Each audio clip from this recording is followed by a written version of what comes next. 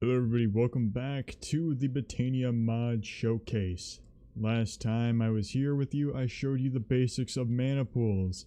Now, we're going to be getting into a little bit more complicated things, starting out with mana diamonds. You know how to make a mana diamond? Simple. You don't need this pool, by the way.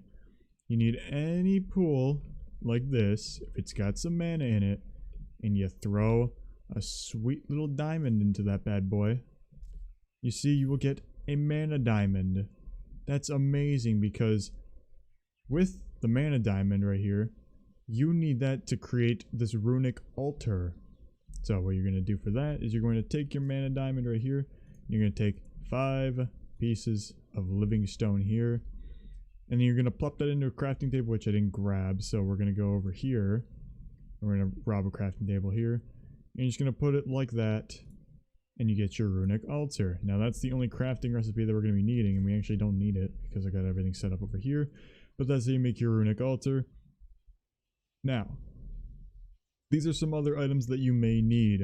One of them is a mana pearl, some mana powder, and a obvious mana steel ingot. So, ender pearl into a mana pool. That was a complete miss.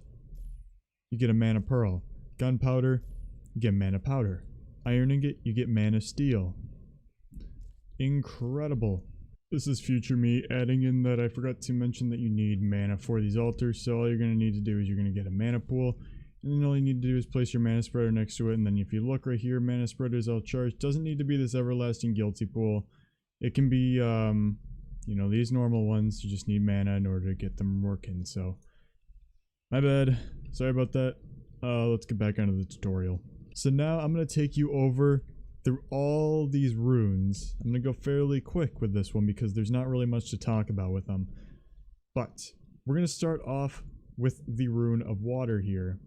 In order to make that, what you are going to do is you're going to take a fishing rod. This is Rune of Water. Yep.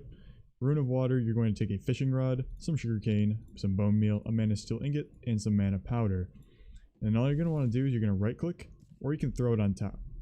Or I believe you can throw it on top. Yep, or you can throw it on top.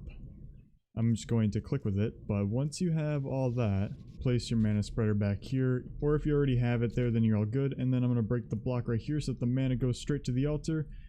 And soon you will then have... And there you go. You've got your Runes of Water. Next up is a Rune of Fire. In order to make the Rune of Fire, we are going to take, first of all, I'm putting that back. We're going to take, fix up my inventory, mana powder, mana steel, nether brick, gunpowder, and nether wart. Placing this all onto here, you then break the barrel back here because that's holding back that mana spreader. And once that's all charged up, we're ready to go. And now that's all charged up, all you're going to do is add your living rock to the altar, right click it with your wand, and there you go, you get your Runes of Fire.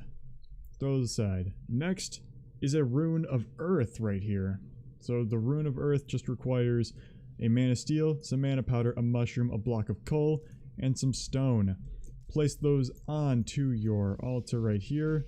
Go ahead and break that barrel because it's holding back the mana. And then in a couple seconds right here, you will have yourself a nice earth rune with some living rock attached to it. Add your living rock and bam! Here you have some Rune of Earth.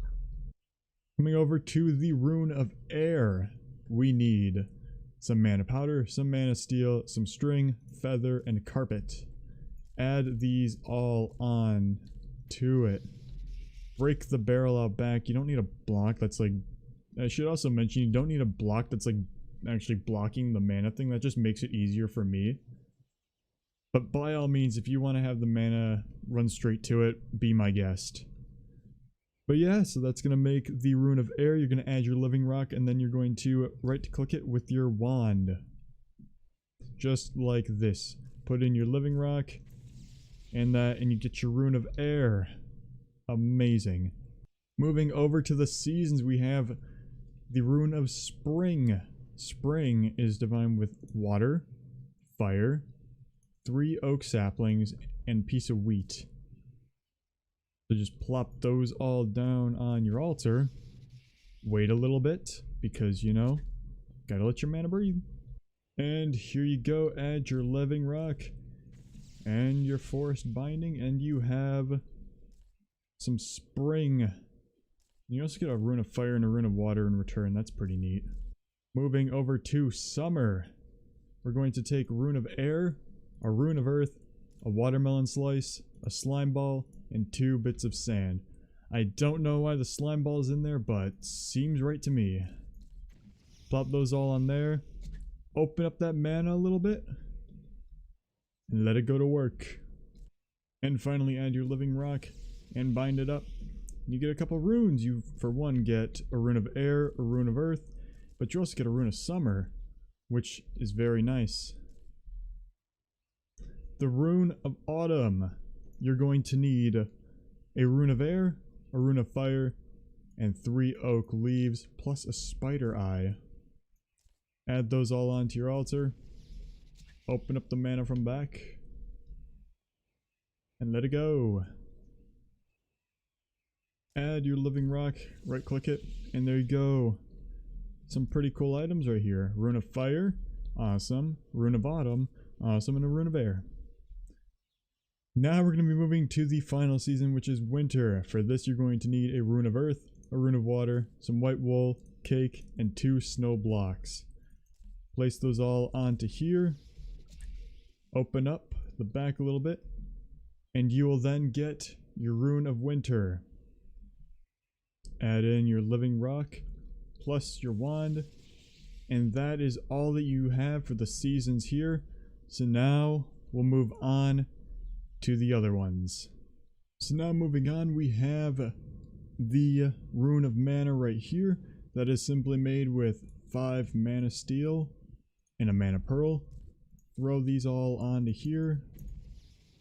Add in our living rock. Break our barrel here. Allow it to flow. Wait for it. Wait for it. Boom, add that. You got Rune of Mana. Amazing. Moving on, we got the Rune of Lust right here, which is just 2 mana diamonds. Followed by a Rune of Summer and a Rune of Air. So Rune of Air, Rune of Summer, followed by 2 mana diamonds. Break this so that mana can get to it. And it fills. Add in our living rock plus our wand, and we get a Rune of Air, a Rune of Summer, and a Rune of Lust. Next up we have some Gluttony right here, a Rune of Gluttony, which is made from 2 mana diamonds, followed by a Rune of Fire and a Rune of Winter. Plop these onto here. Remove the barrel. And you've got yourself a nice rune cooking up. Add in your living rock, followed by clicking it with your forest wand here, and you get yourself a Rune of Winter, a Rune of Gluttony, and a Rune of Fire. Throw these out.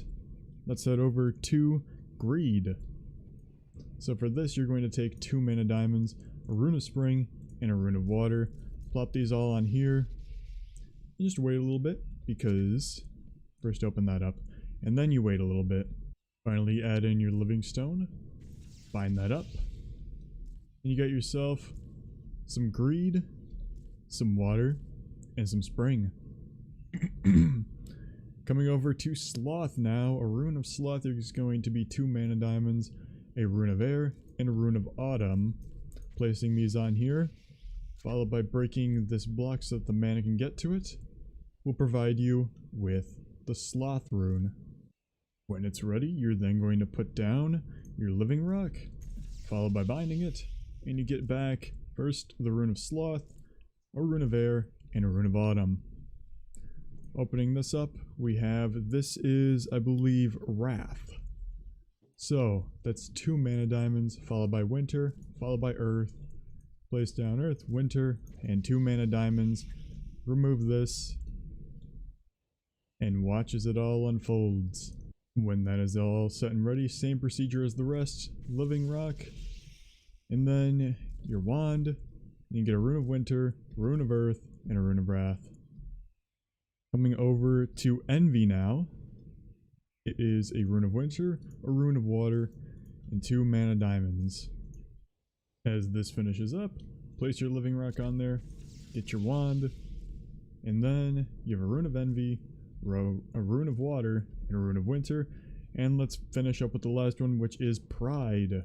So take 2 mana diamonds, a Rune of Fire, a Rune of Summer, place these on here, break the barrel out back, and here we have the Rune of Pride that is about to come out. And here we have the final one, which is the Pride. Add that in, break that up, and you have your Rune of Pride, your Rune of Summer, and your Rune of Fire. And that is all the runes right here. So, in conclusion for the runes, they're not very hard to make at all. The runes are actually fairly easy to make.